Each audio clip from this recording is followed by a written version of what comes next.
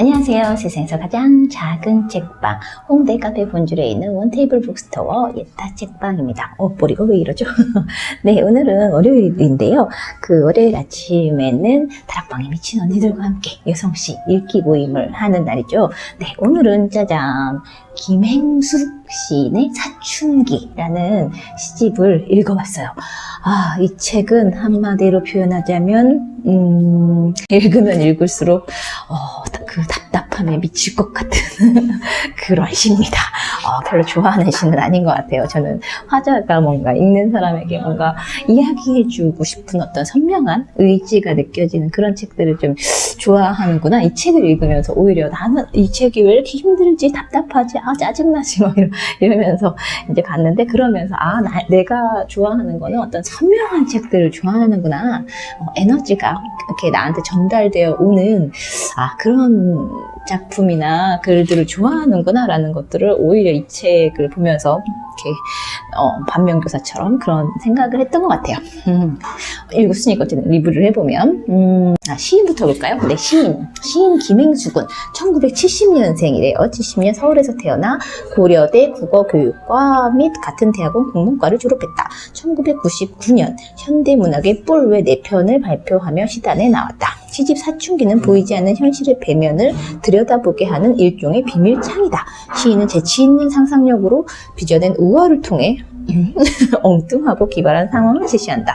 우리는 시의 화자가 들려주는 이야기와 현실 사이에 엄청난 간격을 발견하고 충격받는다.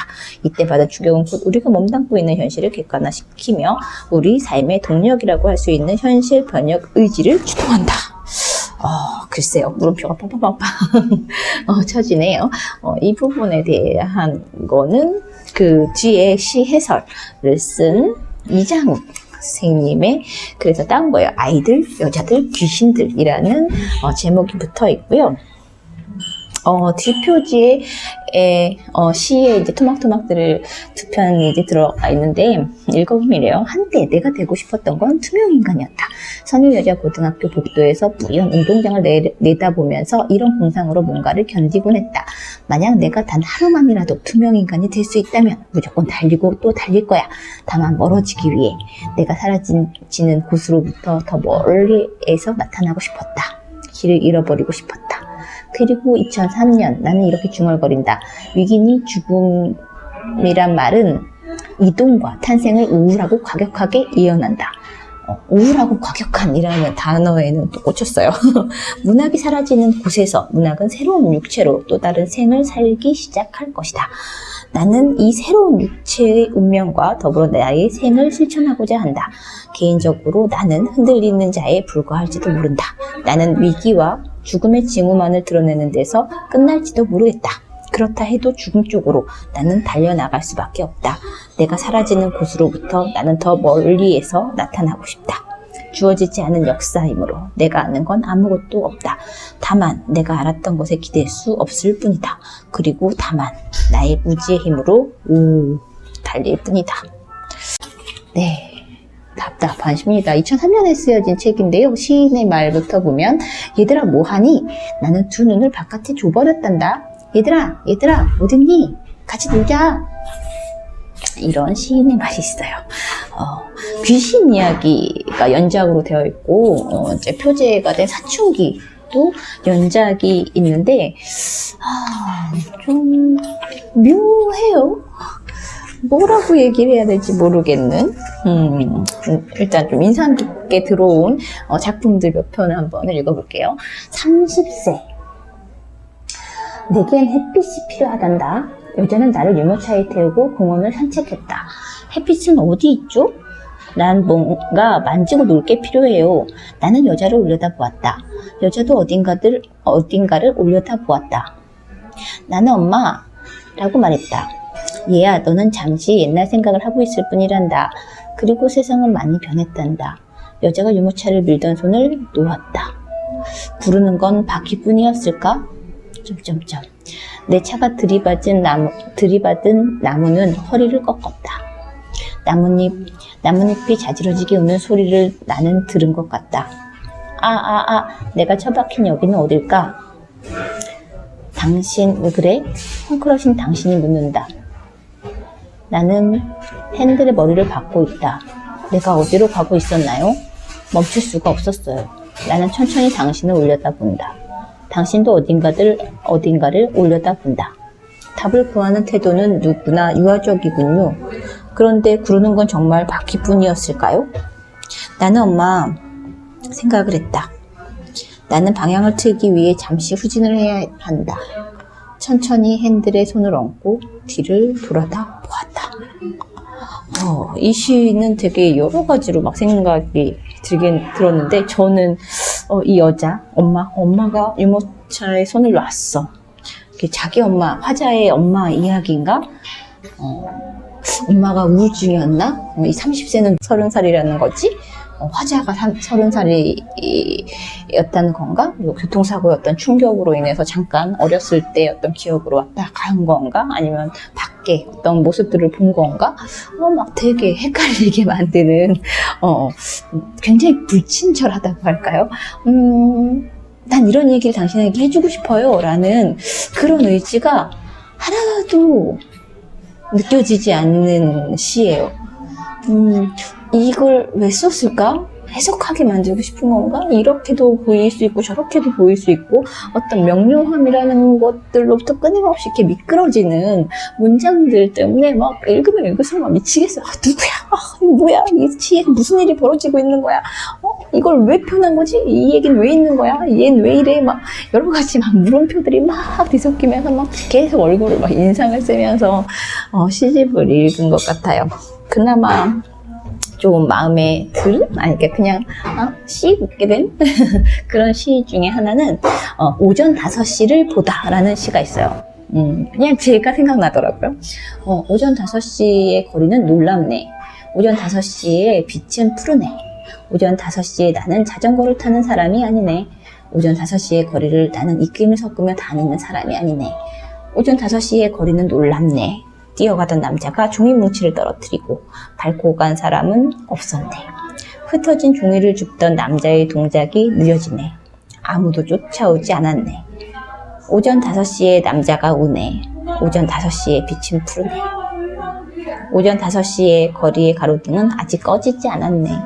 오전 5시에 나는 신문을 보는 사람이 아니네. 오전 5시에 나는 베란다에서 잠옷을 펄럭거리는 사람이 아니네. 오전 5시의 거리에서 남자는 쭈그리고 앉아오는 사람이 아니네. 오전 5시의 거리는 놀랍네. 오전 5시의 빛은 푸르네. 오전 5시의 거리에 남자가 남긴 몇 장의 종이 중에서 아직 구겨진 것은 없네. 오전 5시라는 상황? 시간? 무슨 계절이었을까? 여러 가지 생각이 들긴 했는데 입김 이런 것들 나오는 거 보니까 겨울 전후의 어떤 시간들일 것 같다는 생각이 들었었고, 제가 이제 작년부터 이제 새벽 수영을 막 하고 있는데 6시 반을 끊어봤어요. 새벽 6시. 저는 아침잠이 되게 많은 사람이어서 아침에 뭘 한다라는 거를 별로 이렇게 생각해 본 적이 없는데 작년부터 조금 이제 좀 운동 좀 하면서 살아볼까? 이런 생각들이 하면서 조금씩 땡기다가 이제 봄이니까 이제 낮도 점점 이제 길어질 테니까 해도 빨리 들 거고 조금씩 당겨서 이제 한 6시에 도전해보자 해서 이제 3월부터 6시 반을 가기 시작하는데 맨 처음에도 그랬던 것 같아요. 7시 반 끊을 때도 그랬던 것 같은데 이 시간에도 사람들이 움직이네, 꿈틀거리네.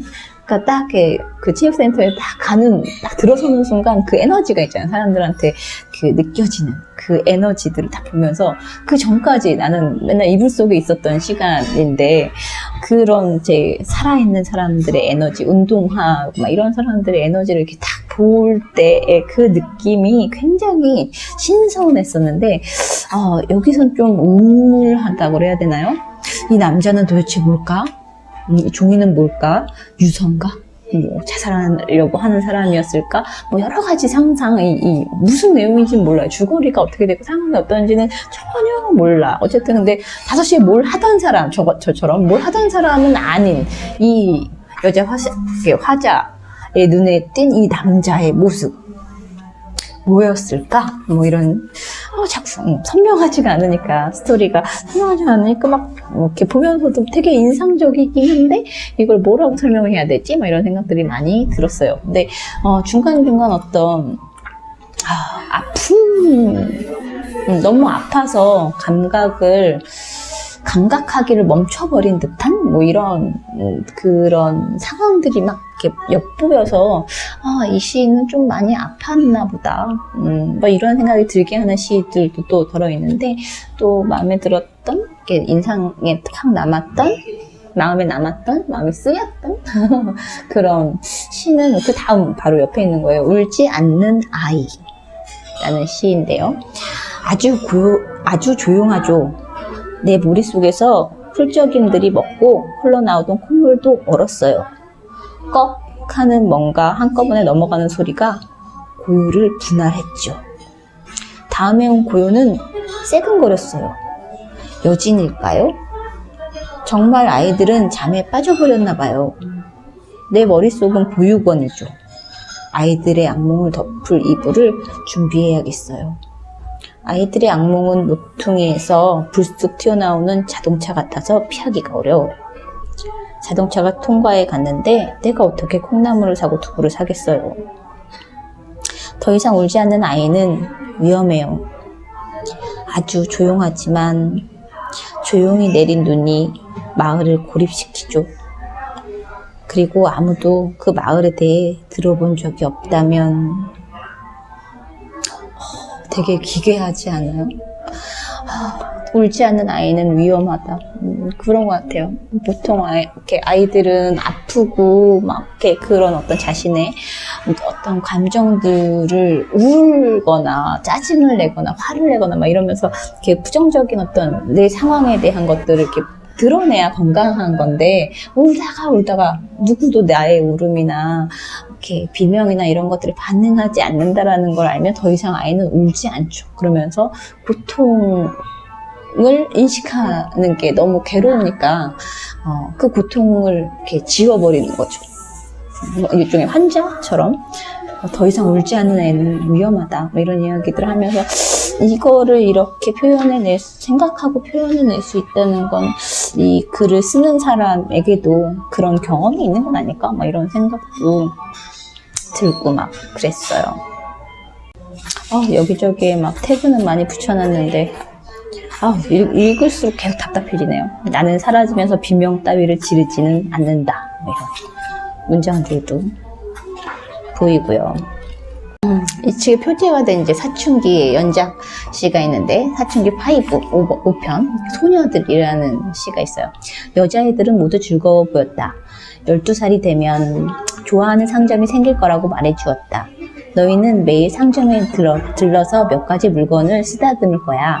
그때의 기분과 손길을 잘 기억해두렴. 14살이 되면 그렇게 100번 만지고 몇 가지 물건을 사는 동안 14살이 된 여자아이를 친구로 사귀겠지. 너희는 둘 다 상점에서 물건을 훔친 경험이 있지. 이제는 전부 시시해졌어. 그 애가 울면서 말할 거야. 쓰다듬어 주렴. 좋은 친구는 아주 부드러워. 기억할 것들이 생기지. 12살이 되면, 14살이 되면 나뭇잎을 떨어뜨릴 만큼 깔깔깔 웃기도 했지만, 어떤 단호한 의지 같은 게 좀 엿보이긴 하는데 도대체 무엇에 대한 의지인지는 잘 모르겠는 시도 있었어요. 번개에 대해. 고백건데 내게서 뚝 떨어진 곳에서 떨어지는 번개를 맞아본 적이 없다. 그러니 번개에 대해, 번개 양편의 구름에 대해 나는 올려다보는 자이다. 이때 내가 맞은 비의 굵기에 대해 잘 말할 수 없다. 나는 편향된 자이기 때문이다. 번개에 대해. 뚝 떨어진 곳에서 정전이 되기도 하지만 구름은 다치지 않는다. 구름은 구름의 규칙이 있다. 나는 번개에 대해 수정하지 않겠다. 뭔가 되게 단호하고 의지적인 것 같은데 무엇에 대해서 그런 건지 전혀 잘 모르겠어요. 그런가 하면 이 언니가 약간 운동권이었나? 뭐 이런 생각이 들게 하는 시도 한 편이 있어요. 대청소의 날들이라는 시예요. 가르비누 같은 눈이라면 이상할 것도 없겠죠. 그런데 정말 오늘은 가르비누, 7일을 내릴 듯이 내렸어요. 사람들의 입술에서 비눗물이 흘렀고요. 거품을 물고 말할 수밖에 없었다니까요. 검은 동자는 핏물에 빠져 있어요. 오늘은 어쩌면 눈물로 뭔가를 씻을 수 있을지도 모르죠. 그렇지만 모두들 눈을 감길 무서워해요. 오늘은 분명 이번이어서 결심하기가 매우 두려웠어요. 배를 지고 구역질을 하는 사람들 때문에 골목이 마구 꿈틀거렸어요. 멀리 있는 강이나 바다를 생각해봤지만 가루비누 참 아득하게 내렸죠. 우리가 순수에 대해 생각해야 했을까요? 우리는 도무지 웃을 수가 없었어요. 가루비누 7일을 내릴 듯 싶어보고 군인들이 마침내 물청소를 시작했어요. 사람들은 얌전했죠. 그런데 더러운 강아지들이 사라지고 우리가 이윽고 발가벗은 기분이 들면 거지와 집에서 아침 저녁으로 세수하는 사람들을 구별할 수 없으면 그때는 실종된 사람들도 보일까요? 우린 점점 유리처럼 투명해져요. 그런가 하면 이 시인이 어떤 약간 비관주의자인지는 모르겠는데 어쨌든 적어도 낙관주의자는 아닌 존재구나 라는 것들을 엿볼 수 있는 시 하나, 전화 받는 여자라는 시가 있어요. 신문을 덮고 자던 남자가 화다닥 일어났다. 여대생이 강의실을 나와 화장을 고쳤다. 미아 보호소에서 한 아이가 구슬을 꺼내 보여주었다. 집 나간 개 한 마리는 조금씩 더러워졌다. 후두둑 후두둑 비가 오고 있었을까? 집 나간 개 한 마리가 귀 속으로 들어와 오줌을 갈길 때는 혼몽해서 나는 결근을 하고 누웠는데 바둑, 아마, 5단 이산, 장기, 프로, 유단자, 대국할 뿐, 월 15만, 홍파동 가정집, T737-5747. 저에게 가능한 일이면 무슨 일이든 좋습니다. 희망급여 10에서 20만, 4급 장애, T714-2387. 저는 저의 희망이 무섭습니다. 그러나 누구의 손이었을까? 감각이 없었다 나는. 받아 쓰는 사람이다. 아주 빠르게. 세상은 축축해졌다. 그러나 시간은 아주 천천히 흘렀을지도 모른다. 집 나간 개 한 마리는 정말 조금씩 더러워졌다. 교차로 2000년 6월 2일 통건 1600호. 읽고 이 시집 보면서 너무 답답해서 또 이제 해설을 살짝 보니까 비슷한 그런 느낌이 있긴 한 것 같아요. 이장우 님이 쓰신 그 해설의 한 토막을 보면 이런 글이 있어요. 불편한 것은 또 있다. 이 시집의 아이들과 여자들과 귀신들은 우리에게 낯익은 시적 오조나 적절한 깨달음이나 잘 조율된 감정의 흐름 같은 것을 제공하지 않는다. 그런 거였군. 이런 생각이 들었어요. 규율의 파격이나 전투적 실험에 대한 자의식이라도 있다면 오히려 편안할 것인데, 그러니까 내 말이 이 시집은 전이와 같은 전투 용어에도 별다른 관심이 없어 보인다. 이제 우리는 다 아무 데서나 출몰하는 아이들과 여자들과 귀신들의 이상한 언어 속에 갇힌다. 그래서 그래서 답답했구나 이런 생각이 들었어요. 그네들의 언어는 독백인 듯 대화인 듯 독백이다. 그것들은 또 거친 듯 부드럽고 부드러운 듯 난무한다. 하나의 의미로 완강하게 모이려는 것 같다가도 문득 흔적도 없이 흩어져 버린다. 한편의 시를 관할하는 시적 정황을 이해해야 할 것 같지만 정황 따위에는 무관하게 강력한 구절들이 여기저기 매복해 있다. 말들은 끊임없이 이하집산한다. 흩어질 듯 이어지며 흘러가던 말들이 어느 순간 내 안으로 천천히 스며든다.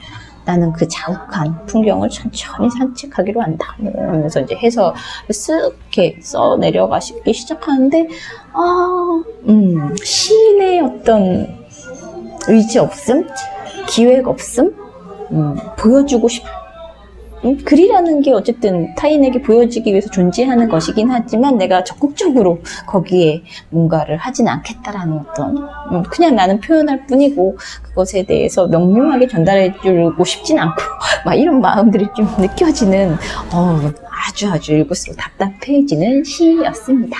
네, 여성시 읽기 모임 그래서 오늘 읽은 사춘기 김행숙 시인의 작품입니다. 안녕.